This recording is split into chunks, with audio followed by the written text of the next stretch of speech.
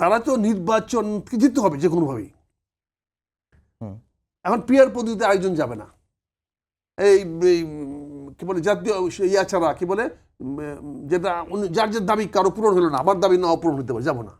তাহলে কি, তাহলে বলতে হবে যে এই দাবিগুলো আমাদের থাকলো, আমরা নির্বাচনে যাব। বিএনপি নির্বাচনে আসলো কি আসলো না তো কোনো বিবেচ্য বিষয় না। বিএনপি তো বলতে পারে পিয়ার এই পদ্ধতিতে আমি নির্বাচনে যাব না, তখন কি করবেন আপনি? ওই সময় কি ব্যবহার দিবেন?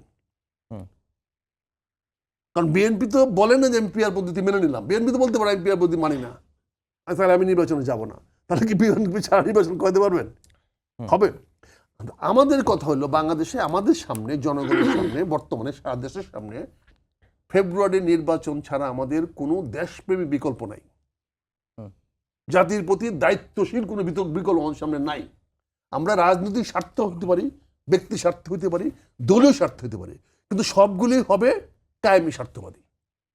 সেখানে দেশ এবং জনগণের স্বার্থ থাকবে না, দেশপ্রেমের ছিটে ফোটাও থাকবে না। কারণ বর্তমান সরকারকে রাখার একমাত্র উপায় হলো নির্বাচন হতে না দেওয়া।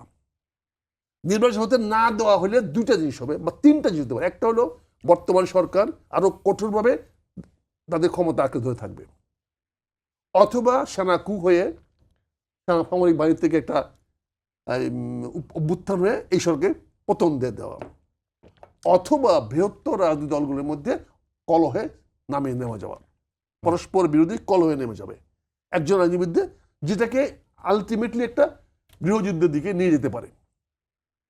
এই তিনটা সম্ভাবনা কি দেশপ্রেমিকের লক্ষণ? এই তিনটি সম্ভাবনা কি আমার কাছে কাম্য? কিন্তু আপনাদের কারো কাছে কাম্য?